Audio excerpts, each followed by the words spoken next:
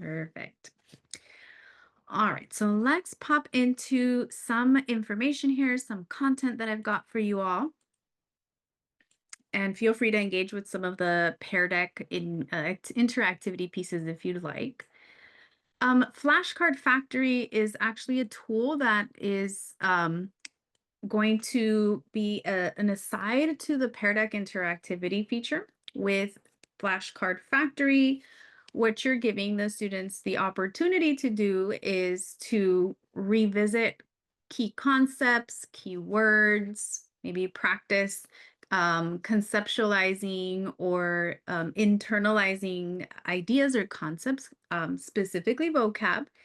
And you're doing so through an activity in a collaborative space where students work with each other. They team up to either make meaning of a word, add additional descriptions like images or sentences or definitions if you'd like. So the idea is that you're creating that knowledge collectively. And then as a final result, you'll have a set of vocabulary words or flashcards that you can then either choose to print out for students to study with, knowing that they created that word collectively as a class or as a team. Or you can export that into GimKit. And if you have a GimKit classroom, set up some games, some activities for them to practice beyond. How this helps or what's the benefit can help increase retention in terms of those key concepts or vocabulary pieces, help strengthen that community since you're building that knowledge collectively and leaning on each other, less of a competition, more than a let's help each other out. Students have fun while internalizing that information, and everyone is actively engaged in that learning process. So I'm going to break that step-by-step piece here in today's session. So I'm going to start with showing you how the list is crafted on the back end, where to find that crafting process, and maybe even some resources that you can grab and use from our Peardeck website. And then we'll jump into Flashcard Factory game. This is going to be real interesting on the web. It's intended to be a live side-by-side collaborative game. So the best way to set it up is in the physical classroom where you are able to have students partner up with each other as they will be placed in teams. And ideally, we want them to be sitting with their elbow partner or their teammate. But no worries at all. It can also be really fun to do when we are not in proximity to one another and sort of kind of relying on trusting each other's work and things like that. Now, once we get into the game, I'll go ahead and talk about the different pieces that are available once in the game and to finalize how we actually finalize and choose a card set as a team, as well as show you the extended learning opportunities. All right, and I do see a question coming in already. Thank you so much for that question. So will students be able to use this offline? So the game itself will be online, so they will need a device with web connectivity. But the flashcard piece, that's more tactile. If you want, you can print those out, or you can set it on a game kit so they can continue studying. All right, so where do we access the Flashcard Factory editing piece or the building piece? It can be accessed through your Peardeck account. On the left navigation bar, we have a practice section where Flashcard Factory lives. You'll want to click on in there to create a list and sort of put that together. You can do that now if you like. If you want to do it for practice, not required. It's up to you. But I'm going to head into my account to show you that piece here. Here's my sample account. That's peardeck.com. I logged in for my Peardeck tool. And there's that left navigation bar where I can select Flashcard Factory.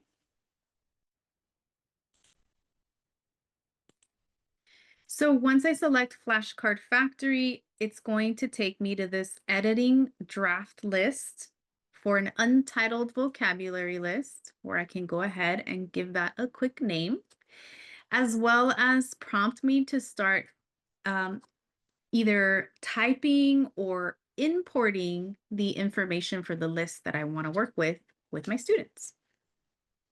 Now, your list can be whatever number of terms you'd like to have students engage with and discover. I will say that our team has found that for 5 key terms, on average, it'll take the game about 15 or 20 minutes. So just something to consider there. Now, to build this, you can, as I said, go ahead and type in some terms if you'd like. I do have an actual list that I'm working off of on a separate document. You can do the same, where you can either copy and paste the concepts into your list.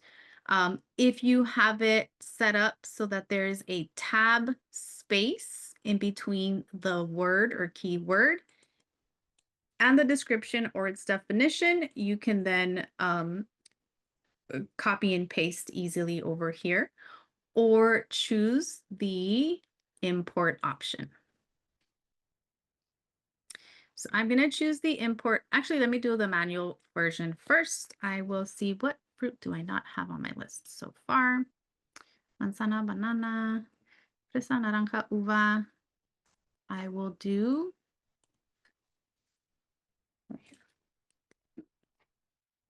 melon. All right, so if I was working this list manually, I would type in the term. And then in the definition section, I have some options.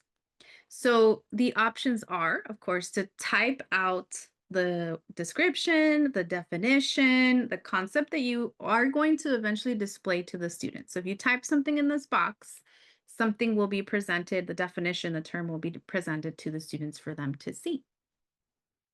I might say una fruta dulce. Now, you can also use the tool over here on the far right where it says definitions.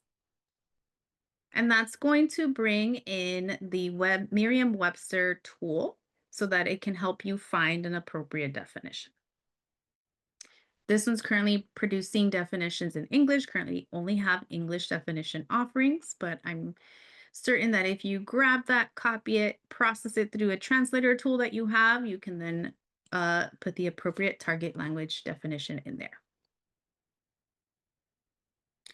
Now, the other way that I've seen this definition place be strategically used, if you don't want to provide a definition for the student, it's more of giving them the option to produce one for themselves or pull on prior knowledge to produce a concept or description, then you can leave it blank. They won't be offered that actual support piece, and then they have full range to write a conceptual definition or to produce concepts. What I'm going to do is just add a sentence starter so they get the idea of where I'm going with it. I want them to describe it. I'll start them off, una fruta, and then they can describe it thereafter.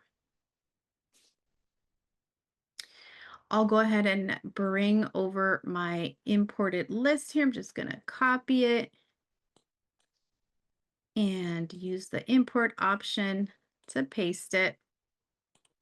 Import list, and that's going to pull in those additional vocab terms for me. Remember, 5 words on average is 5 to 10, 15 to 20 minutes of game time. So if you want to strategically work that in terms of time, keep that in mind. Otherwise, you can keep adding terms at the bottom here, add another term. So you can continue doing your work. Now, I want to name this list in the top left corner.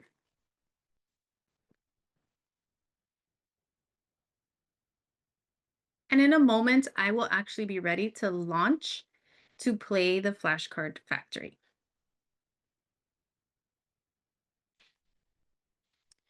All right, pausing really quickly. Questions, and I know I'm showing you the back end, so it'll make more sense since we jump into the game itself. But in terms of visibility, students will be able to see the term and anything I provide in the definition. Option to leave the definition area blank if you don't want to give them a heads up on that term. Before I do, I wanted to show you that we do have some resources or some lists that are ready and available for you to use. So if you wanted to practice this before building your own, you can check out our content orchard. This is just my Peardeck account, so peardeck.com, logging in with my single sign-on. When I go to the content orchard on the left and scroll down just a little bit, I'm going to see a thumbnail for the Flashcard Factory library. If I go on in here, I'll see some ready-made Flashcard Factory lists that I can borrow or pull from or even use as a starting point. And that, when I click on it, is going to take me to that editing mode to be able to go and decide keep words, add words, update definitions, etc. All right, great question. Will we be able to input vocabulary from our district curriculum? So you can import from wherever you like. And the option is going to be a copy and paste. If you have an existing list, copy the term into the term box, paste it in here, and copy the definition, paste it in here. If you wanted to make it a snap like I did with the import version, you'll want to pre-configure that list wherever you have it. I'm using a Google document, and all I did was add the key term followed by a tab from my keyboard, and then pasted the definition or the stem or the sentence starter. All right, so we have our list up. I'm going to get ready to start this game. I'm going to go over to the Play Flashcard Factory from my editing or draft list. All right, so let's come back. I've initiated the start of this game. I'm going to say, okay, see it on the projector. And this tab will then be shared with my classroom. On the virtual end, I'm sharing it with you all on this Zoom call. In the physical classroom, I want to project that on the board. So now I can lead my students to the game by saying, hey friends, open up a tab or a browser window, navigate to joinpd.com, and when you're prompted to, go ahead and enter the code. And I see I have 3 workers that joined up here at the top right, so I get some information there. On the 3-dot menu to the left, I'm going to see the different production phases that I'm currently in. Right now, I'm still accepting workers into the factory, and I'm going to get ready to go into the production phase in just a little bit. But I do want to give the opportunity, if you're wanting to join today, to go ahead and join so you can experience this from the point of view of the student.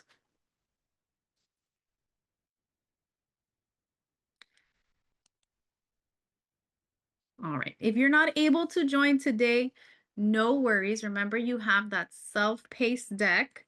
We're on this phase, the production phase, and we're going to see that in just a moment.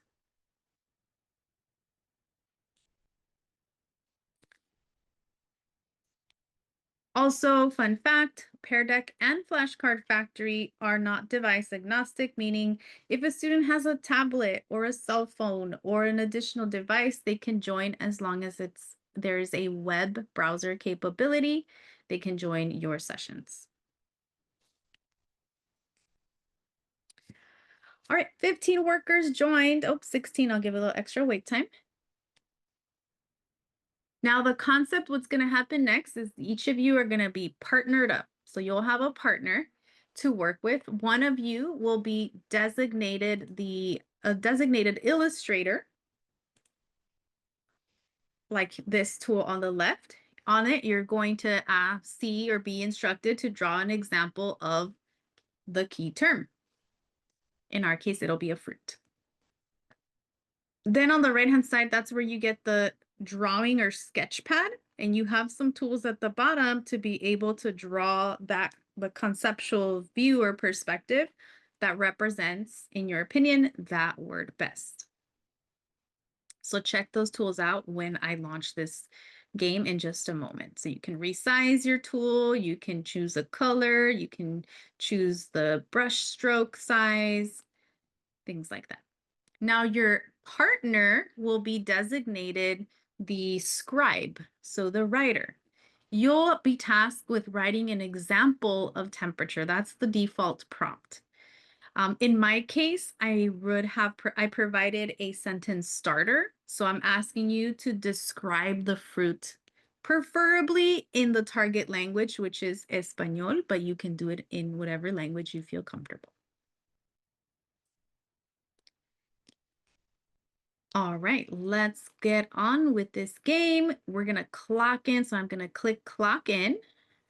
And Flashcard Factory actually does the decision making for me here so that it places our partnerships together. So those are the partnerships there. And it also separates us or groups us into two groups. We have a day shift group and a night shift group. And that's just the naming convention that Flashcard Factory uses so that we're able to establish teams. The concept here that we're going to get into next when we play is that you folks on both the day and the night shift will be busy creating the best version of a flashcard for a given term. You'll have to work on all of the terms. We had 6 terms, I believe. And each team will designate a definition and a description for each of the terms. When we move it to the quality control phase, that's when we're all done with the flashcards. Collectively, as a team, I will get to present what you all created. You'll get to see those flashcards in actions. And that's where you can decide how to go about deciding which is the best flashcard. Maybe you vote about it. Maybe you have a rubric to decide. Maybe you just go by gut feeling and feels.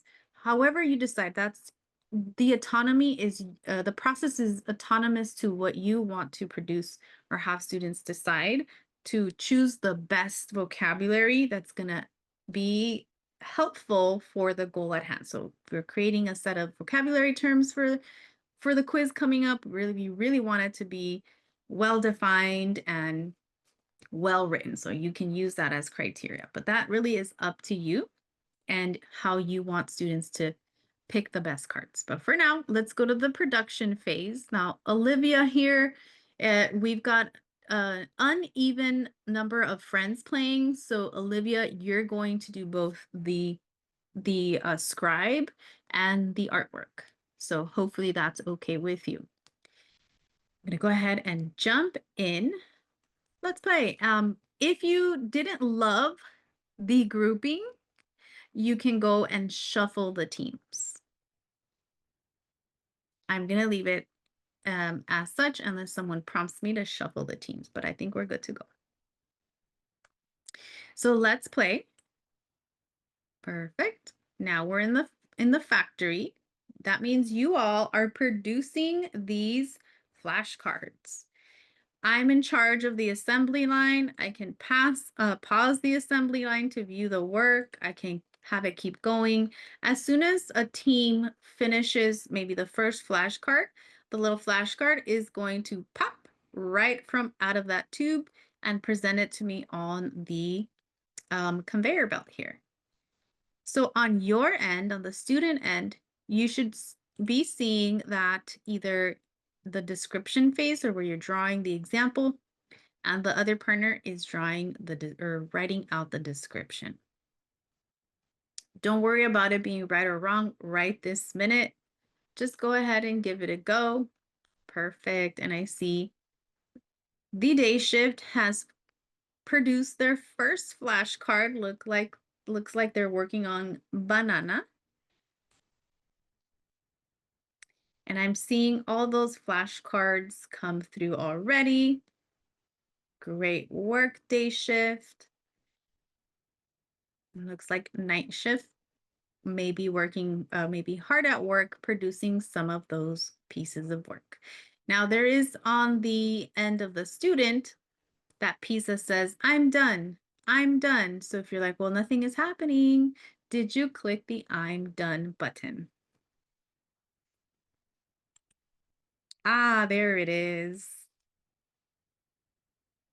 So we've got 2 cards from the night shift, 2 cards from the day shift.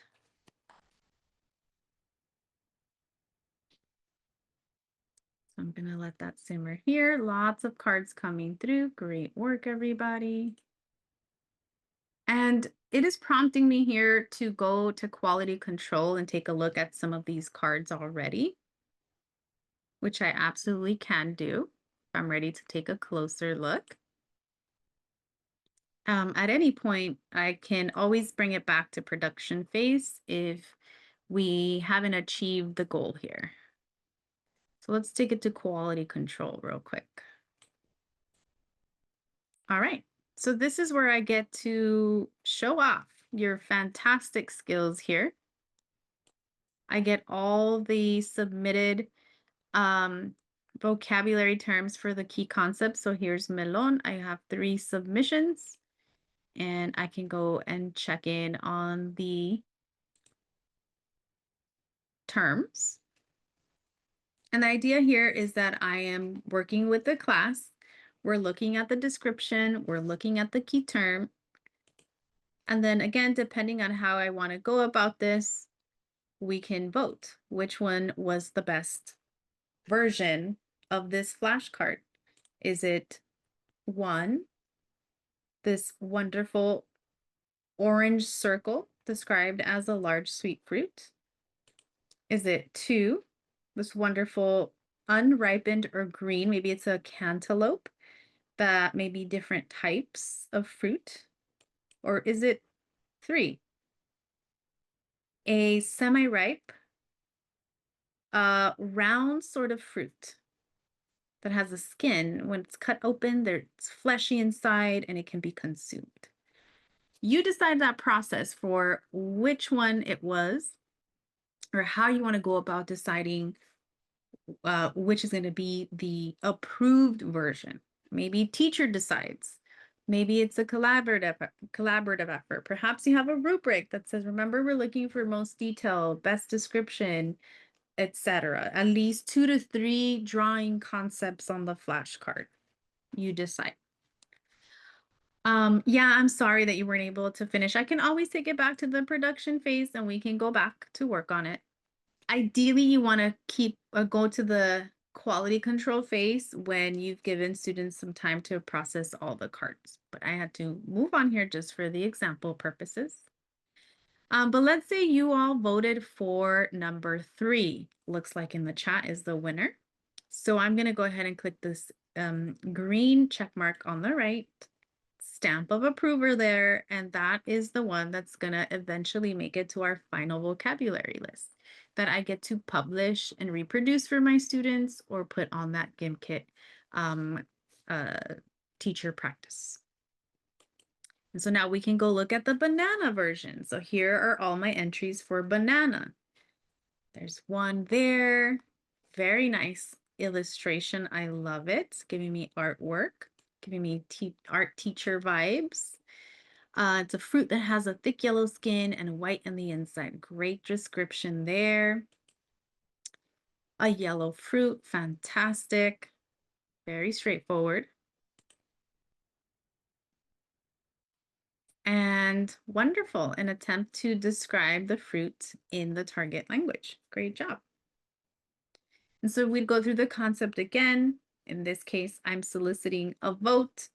Which one of these versions is the best key term or flashcard representation that's going to help us on the quiz or on the activity to follow? Option 1, option 2, option 3, option 4. All right, and looks like option 1's going to take the lead here. So we'll stamp of approval. Great, great, great. And then we continue exploring our work. Here's a fresa, small, sweet, bright fruit with tiny yellow seeds.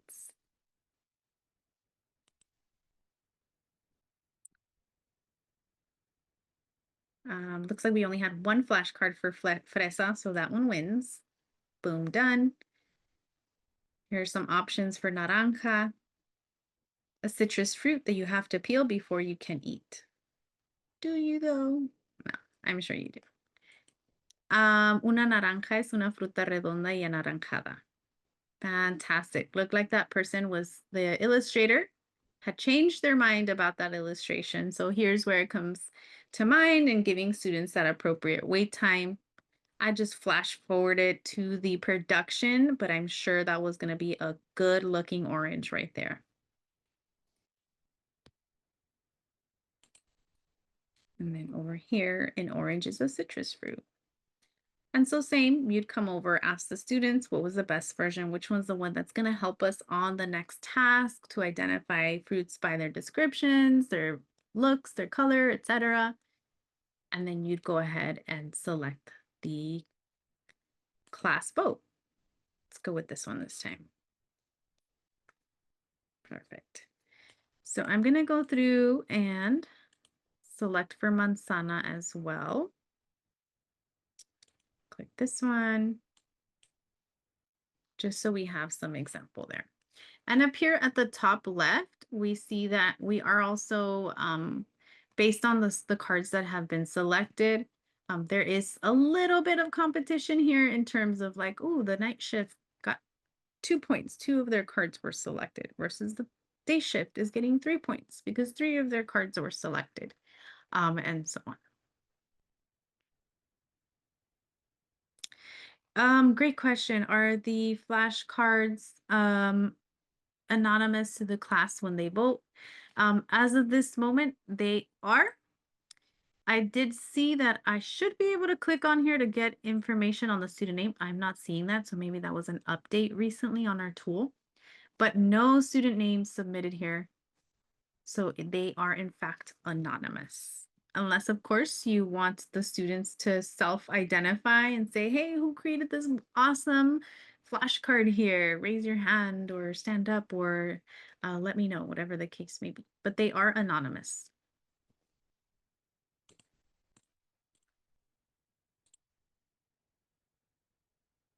All right, so now let's take it to the next phase. This is going to be the shipping phase, assuming we've selected at least one flashcard per key term on the list. I'll click shipping. And this is where that final set was created for me. Looks like I only got through 5 terms, and that's most likely because I didn't give enough time for you to finish all of them. And so your options are as follows. Option 1, print the set.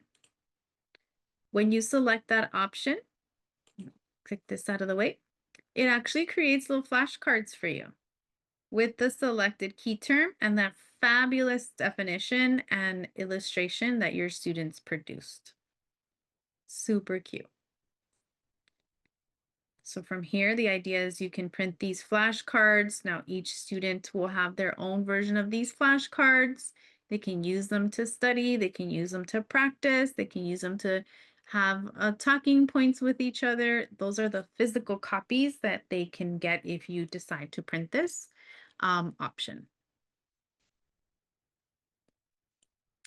Let's go back. Over at the bottom right, you can also export it to GimKit. GimKit is going to be a platform where students can practice in a gamified version. So I'm going to say, I'm going to name my flashcard set Fruit Bowl just for fun. I'll export it to GimKit. I'll go to the set, or I can also copy the link and share it with students or share it to my Google Classroom, but I'll go directly to the set. And even if students don't have a GimKit account per se, or you don't have a license to GimKit, it allows you to, at minimum, go through the examples and do sort of like the quiz review of it to play live. Oops, let's go here. Looks like I went to a different game. And you'll have to excuse me. I'm not well versed on GameKit. It's not one of our tools, so I probably clicked on the wrong thing here. But let's see. Do I want to put it? There we go. Practice. So they can practice. This is even if they don't have an account. So it'll just put it in the game view for GameKit. Choose the right answer as a place to review.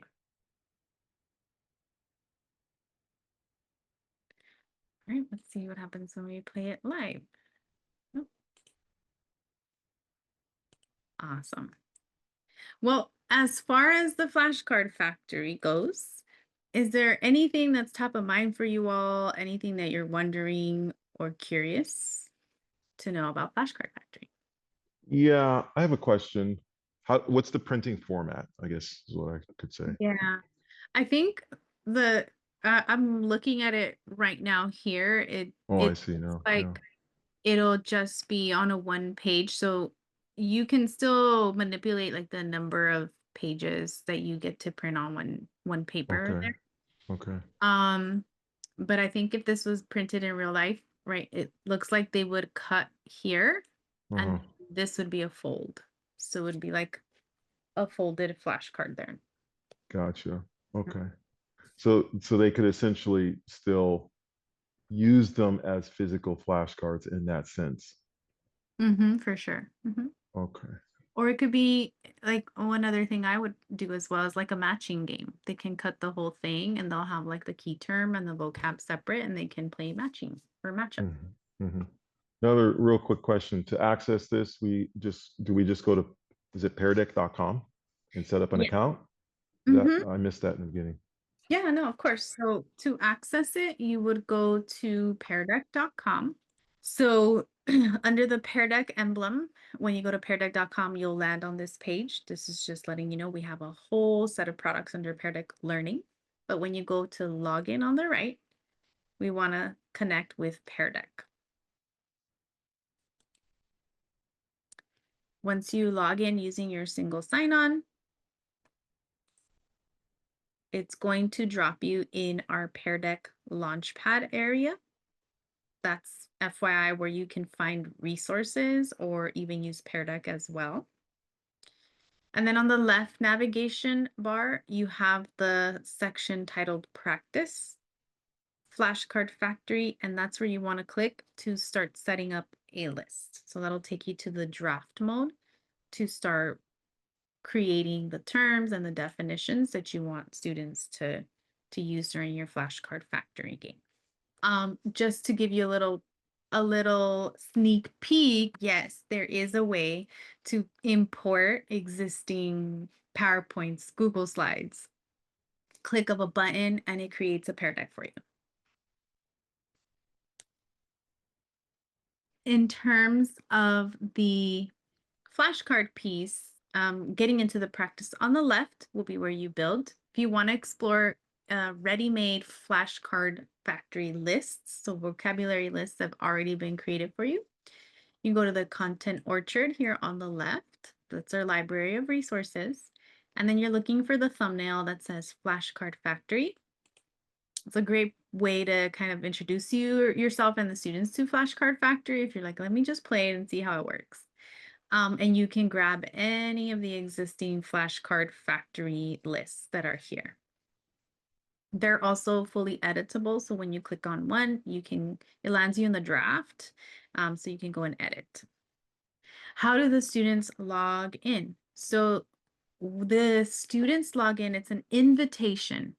So let me take us back to, let me just pick another list from here. Say we're going to go to the science tool. I'll copy to my drive. So for both Pear Deck and Flashcard Factory, once you start a session for the student, it's going to prompt them to join your session. So they don't have to log in or anything like that. you'll give them instructions to join. So earlier when we joined the game, I asked you to open a new tab or window or even on an external device. Join PD.com on any web browser, and then once prompted, you can enter the code that I, as a teacher, would have projected on the board. Once they joined with that code, that's when I clicked clock in and we went on to the production phase or the game itself. So that's really nice. It's not an additional login piece for the students. They can just join uh, mostly at any time from your presented or projected presentation.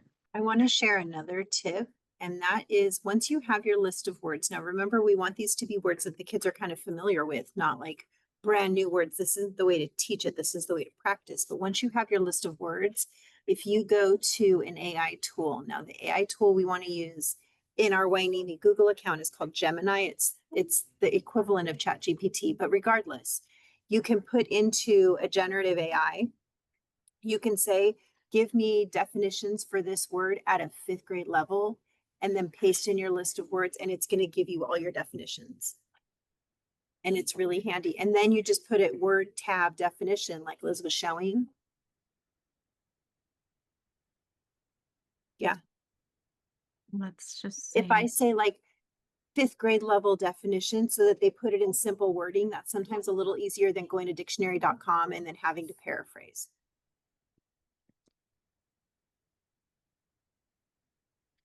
and I might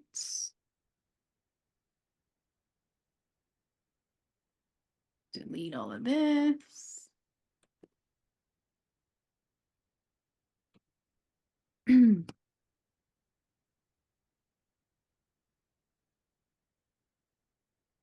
Ooh, I haven't thought about that. Let's try and see what happens.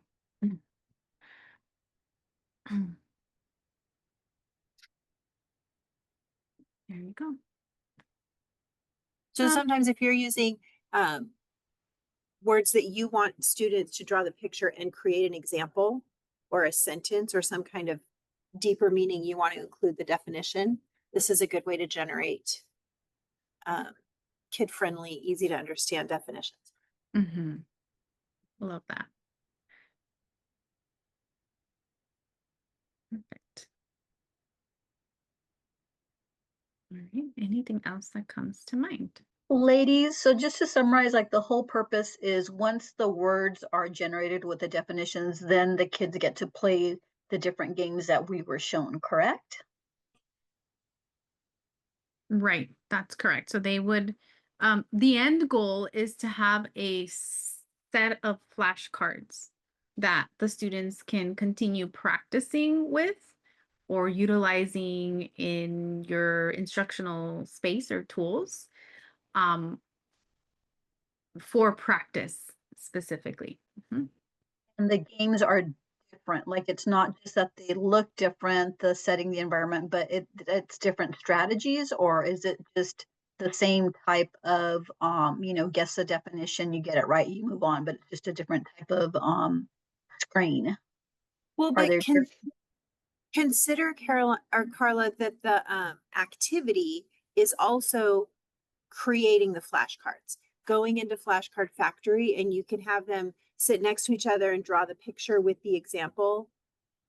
That can be the lesson without even using GimKit, and then you've got a set of flashcards that you could print. got it? So that activity of creating the flashcards, that's a learning piece too. The GimKit game is like the bonus. Got Do, it. Thank you. do the students have access to the flashcards themselves? Like, can I make a set of flashcards, right? And then say, okay, guys, if you click this link, you can go to all the flashcards, and then they can actually do flashcard features like, study them, read the definition, and then look at, try to pick the word, and vice versa, look at the word and try to pick the definition from here. Are there those type of activities that students have access to, and do they have access to the flashcards themselves? Gotcha. So with the flashcard factory itself, the specific view that we saw or experienced in this session now is going to be the full scope of the flashcard factory tool. But as Liz mentioned earlier, that game kit is like cherry on top bonus where you can put in or export that list of information in that tool to have students play around with that. That would be the tool where you can mix up the way that students practice, so to speak, on the digital front or the digital formatting piece. As far as getting the flashcards in the students' hands specifically, it would be that the PDF or the print version that generates when you say print my flashcard, which you can send it to the printer, but you can also save as a PDF and then share it with the students digitally so that they have it in their drive or they're accessing it.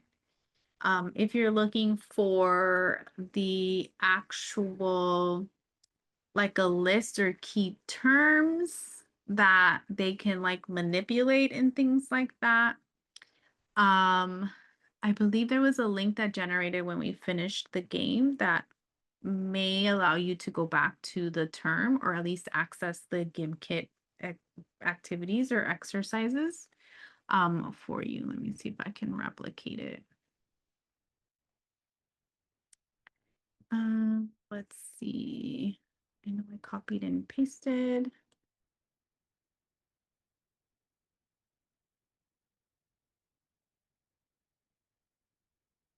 Oh, thank you.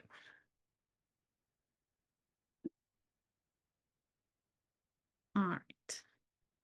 So I believe that was the link that populated for you all at the end. So that's just an example of Peardeck extending it into GimKit so that the students can play around with it.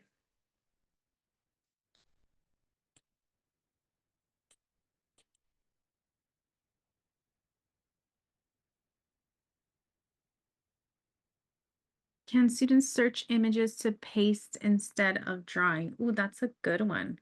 Right now, we just have the drawing tool that's available in that student view when they're producing their, oh, there's a link. When they're producing their work. So it is the illustration part. But definitely we'll take that suggestion and share it with our team to see if it's something that may be of interest to following up on. I know there's some research out there. I can't quote it now, but I know that there's some research out there that sort of backs up or supports the concept of like having students take information, conceptualize it for themselves, either in a written format or in an illustration format that really supports the retention piece. And I'm sorry, I can't cite the pedagogy off cuff right now. Yeah, I think encouraging them to sketch, knowing this isn't going to be frameable art. This is a sketch on a flashcard. And our students on their Chromebooks, their screens are touch screen. So they can flip it backwards, use it as a tablet, and make a quick sketch. What we don't want is I've spent 10 minutes on this one drawing for this one word. We want quick sketch to make your flashcard. Well, thank you so much, team. So, I do also have a little something there. It's coming in the follow-up. This is just a quick survey to let us know how things went for us today. Before I wrap, I want to just show you where you can get some help and support or get questions answered. So this would be from your Peardeck account. First place would be in the left navigation bar. There's a Help Center link that takes you to a library of Help Center resources. These are short reads with images, videos, text that guides you through step by step on some of our process and features.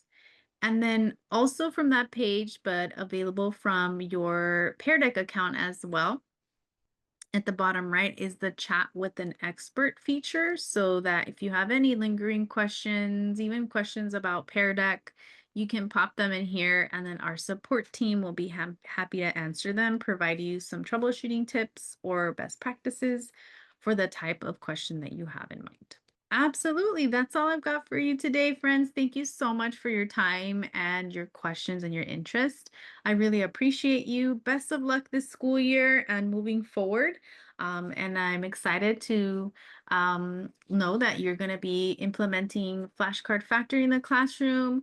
That's going to be really advantageous for your students.